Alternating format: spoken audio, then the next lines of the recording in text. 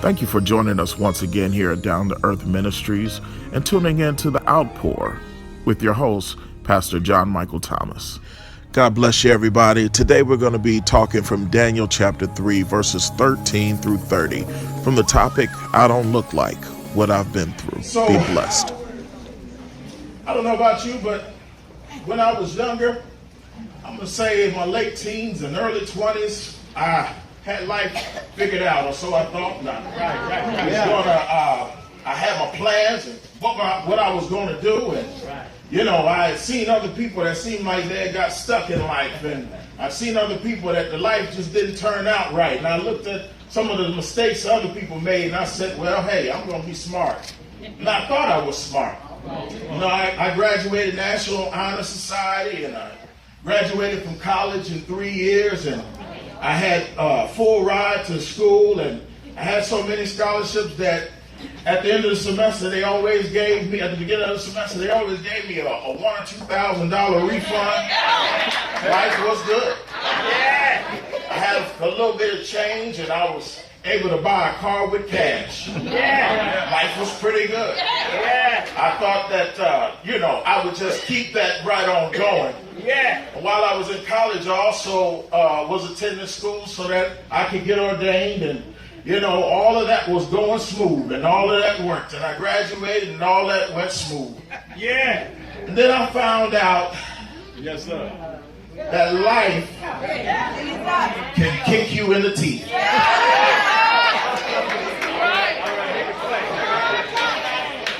I found out that no matter how much you plan and how much you have figured it all out and how much money you have and whatever your credit score is, life can kick you in the teeth. And it can make life seem so unbelievably unfair. Did you know it's possible to live right and people still lie on you? Did you know it's possible to marry somebody and be equally yoked and still end up divorced? Did you know it's possible to bring kids up in the admonition of the Lord and bring them up to church and they still get on drugs and they still go to jail? Did you know it's possible to be working at a company for years and then one day you get called into a room with an HR person and they tell you that we no longer need your services? Did you know it's possible to be wise with money and save and invest and all that, and then in one fell swoop, in one flash, everything be gone? Did you know it's possible to take vitamins and exercise and work out and all that and still get cancer? Sometimes life just doesn't work out the way you expect it. Shadrach, Meshach, and Abednego, also known as the three Hebrew boys, were some very young men who found themselves in an unexpected situation that totally altered and thwarted their plans they made for themselves. They found themselves in a messy situation that was no fault of their own. They were devout believers in God. However, the Jewish people, which they belonged to, were repeatedly disobeying God. And God had to finally judge sin. And so he allowed the Babylonians to come and besiege the land of Judah and the city of Jerusalem. And so Shadrach, Meshach, and Abednego were taken captive. And they wanted to take captive the people that were highly intelligent and well-informed and the good-looking. I mean, the cream of the crop. The people from good stock. And so they were taken, and also their friend Daniel was taken. They were ripped away from their family and their friends and forced to learn a culture that wasn't their own. They were to learn the language of the Babylonians and eat the king's food and serve in the palace of the king. Now, according to the historian Josephus, it is likely that they were castrated and made eunuchs so they would be no threat to the women that also worked in the palace. So you got your lesson, sir. Brothers, anytime you think you are having a bad day,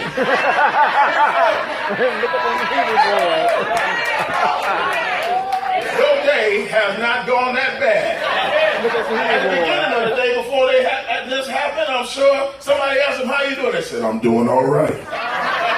By the end of the day, they asked them what happened. They said, I'm doing all right.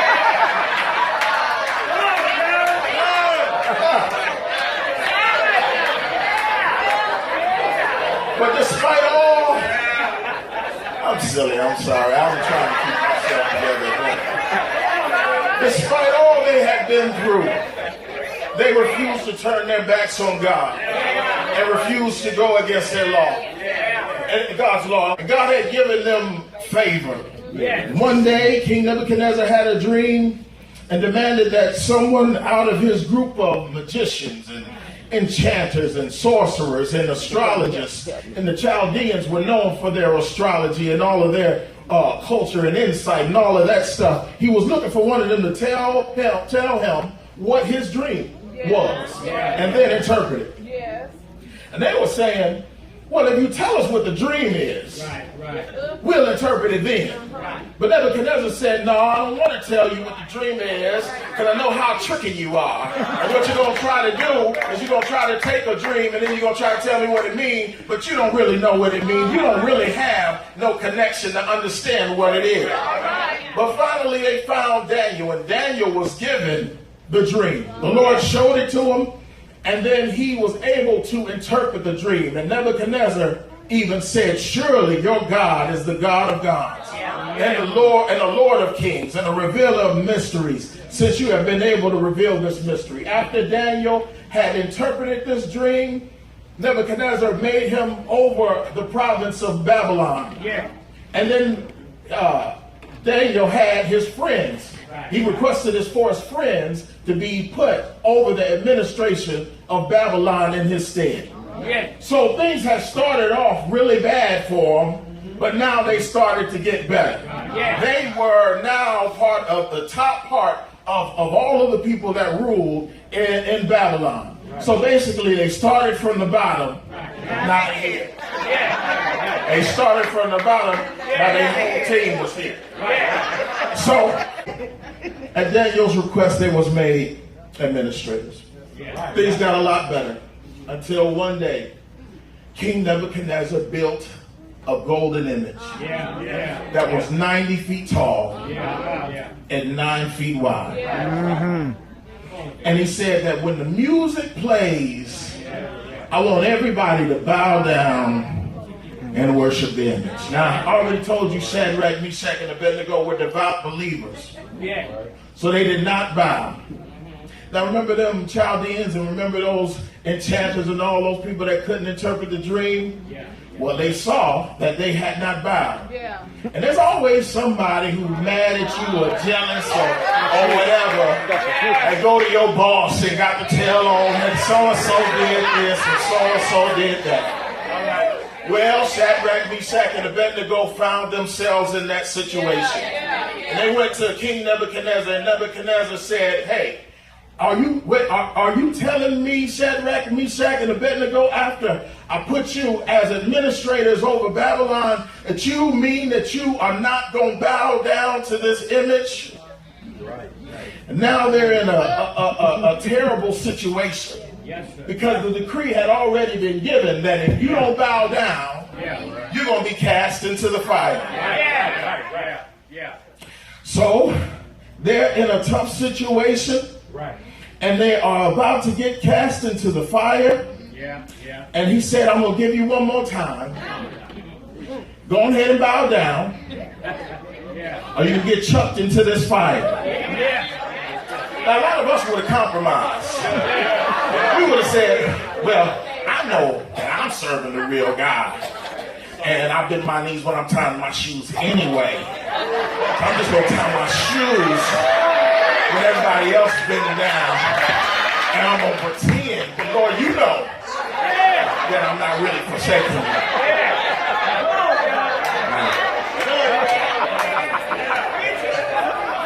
But they didn't do that. But in the face of that, look at what they said in verse 16. Shadrach, Meshach, and Abednego replied to the king, "O Nebuchadnezzar, we do not need to give you an answer concerning this matter, or we do not need to defend ourselves in this matter. They say, if it be so, our God, whom we serve, is able to deliver us from the furnace of blazing fire, and he will deliver us out of your hand, O king. But even if he doesn't, let it be known to you, O king, that we are not going to serve your God or worship the golden image that you set up. Look at the kind of faith they had. He's able. He will. But even if he doesn't, I'll still serve the Lord. That's where God is trying to get our faith to be. I guarantee you, you'll have more peace in your life if you can just adopt that simple thing. He's able. He will. But even if he doesn't, he's able to fix your financial situation. He will do it. But even if he doesn't, he's able to get you a better job. And he will do it. Preach, man, preach. But even if he doesn't, he's able to help that family member. That's a problem family member. And he will do it. But if he doesn't, he's able to save your child. He's able to heal your body. And he will do it. But if he doesn't, I'm still going to serve the Lord. Though he slay me, yet will I trust in him.